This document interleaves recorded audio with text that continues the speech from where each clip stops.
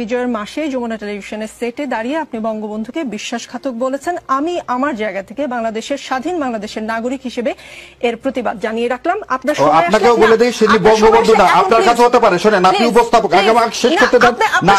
আপনি এখানে নিয়ে আসছেন বলে না, না এখানে নিয়ে আসছেন বলে না, না আপনি শোনেন, আগে কথা শোনেন, শোনেন, ইট ইজ নট ইওর, না না ঠিক আছে, এই অনুষ্ঠানে তাহলে আপনি একটা জিনিস শেষ করে দিতে পারবেন না। আপনাকে ফ্লোর দিব, আপনি আবার আমি উত্তর দিব।